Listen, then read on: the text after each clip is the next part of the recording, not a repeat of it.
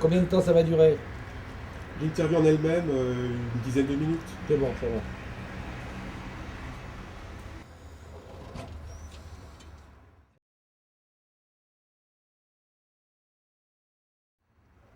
Charnière, ça veut pas dire capitale, ça veut dire qu'il y a entre deux autres. Sans ça, j'aurais dit le train en gare, mais c'est le début. Charnière, il y a euh, vers 1910, entre 10 et 14, quand le cinéma trouve un langage différent dans plusieurs pays du monde à la fois, y compris Griffith aux États-Unis, mais déjà aussi en Allemagne, il y a les prémices de ce qui sera la grande période d'après-guerre.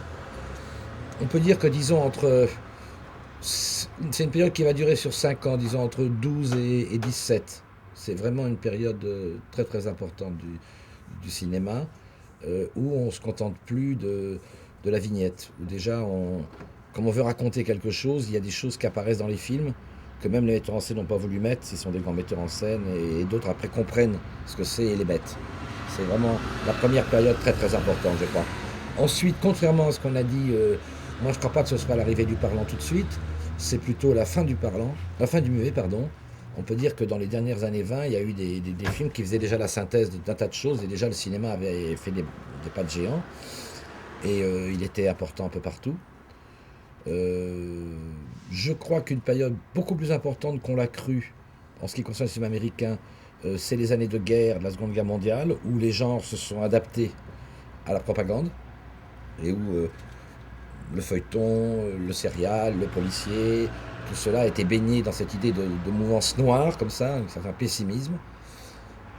Ensuite, bien sûr, il y a les périodes habituelles, quoi. Il y a le réalisme, la nouvelle vague, et on peut dire aussi la période des années 60 avec ce qu'on appelait aujourd'hui le chaînon manquant, les grands créateurs de formes, dont certains ont continué très très longtemps leur carrière sans aucun problème, comme Godard, des gens comme ça, parce que c'est bien sûr la nouvelle vague, mais c'est aussi les créateurs de formes, ou d'autres beaucoup moins, comme Skolimowski, ou d'autres sont morts, comme Robert Rochard. Mais les périodes charnières du cinéma, je ne sais pas vraiment ce que ça veut dire, en fin de compte, parce que euh, je vous ai donné là quelques éléments, mais c'est très subjectif, parce qu'en fait, plus je vois des films de diverses époques, il y a eu toutes les charnières en même temps. C'est-à-dire qu'il y avait déjà des gens qui faisaient du cinéma comme en 1950, en 1910. Il y avait déjà des gens qui faisaient du cinéma comme dans les années 80, en 1930. Il y a toujours eu des gens.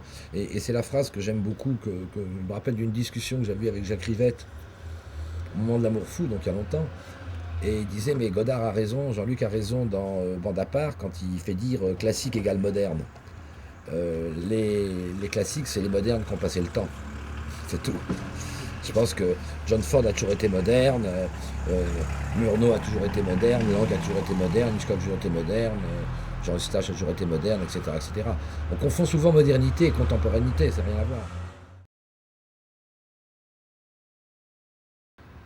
Bah, moi, je pense que c'est pareil. Par exemple, Sergio Leone, lui, il trouvait que Chaplin et le néoréalisme, c'était ce qui avait le plus important.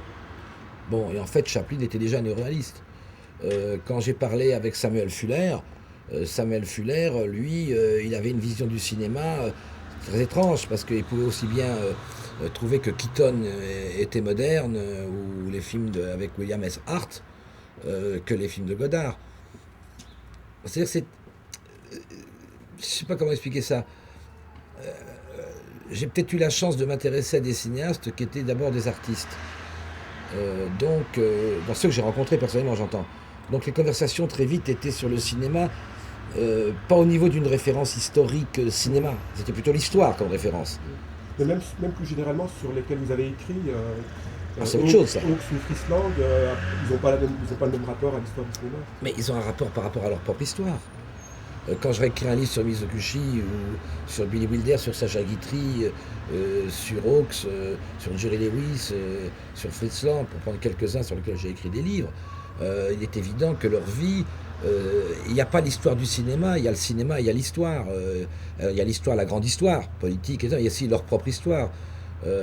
C'est vrai que des cinéastes qui sont passés par l'écriture de romans, ils ne font pas du cinéma de la même manière que ceux qui ont été assistants pendant des années, ceux qui ont fait du théâtre avant non plus, mais ils font de la même manière, mais ils font du cinéma. Il y a simplement que le cinéma les aime.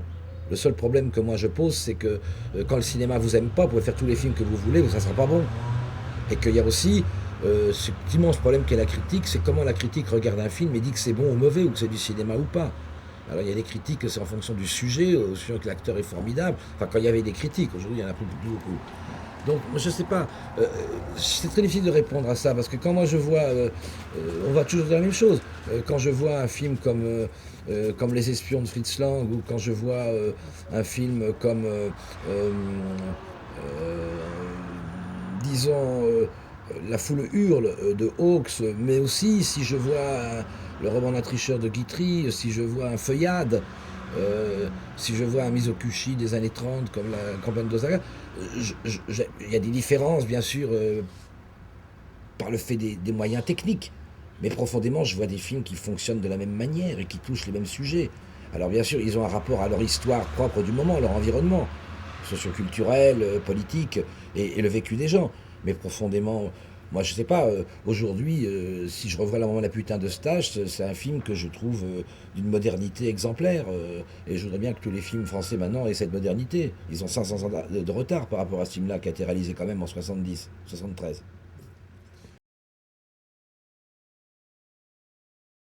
Les définitions, j'ai toujours méfié des gens dans leurs définitions.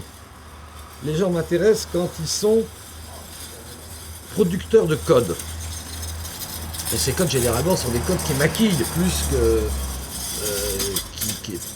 qu'ils expliquent, quand c'est des grandes périodes historiques. Ce qui était beau dans le film noir, c'était qu'on était dans la nébuleuse, on était dans l'inconscient, on était dans le cauchemar. C'est ça qui m'intéresse. On est de l'autre côté du miroir. Et que mais tous les grands films, les grands westerns, dire que La prière du désert de John Ford c'est un grand western, oui, mais c'est un western complètement noir et complètement pessimiste, et avec un personnage complètement bizarre joué par John Wayne. C'est ça qui est intéressant. Le cinéma, ce qui est intéressant, c'est que c'est quand c'est pas optimiste et gentil. Je crois pas à l'optimiste. Les optimistes, c'est des crétins. Les pessimistes, c'est les seuls qui ont de l'espoir, parce qu'ils sont pessimistes, ils espèrent que ça pourra changer. Pas les optimistes, ils sont contents, tout va bien pour eux. Bon. Et dans le cinéma, c'est pareil.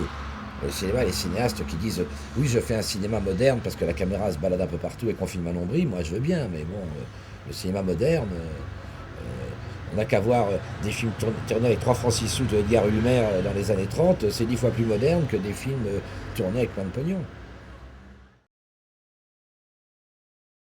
Ah, alors là, c'est une question compliquée parce que mon film préféré, c'est un film d'un cinéaste que j'aime beaucoup, mais c'est pas le plus grand film sur le cinéma. Mais moi, c'est mon préféré. C'est Freaks de Todd Browning.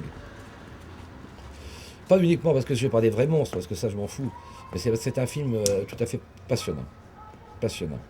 Et autant je sais que mes 4 cinéastes favoris, ceux qui m'apportent le plus de choses quand je vois et revois leurs films, c'est Hitchcock, Mizoguchi, Renoir et Lang. Ça, il n'y a pas de problème. Il y en a plein d'autres que j'aime, mais c'est les 4 qui sont vraiment. C'est mon carré d'as, comme on dit.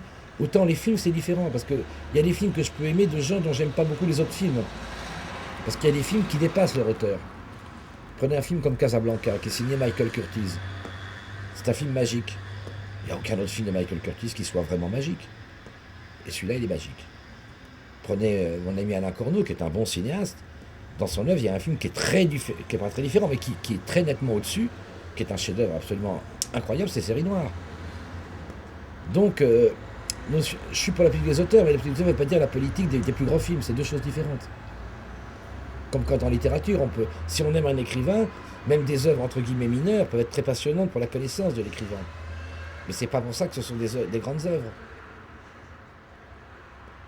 Compliqué, hein.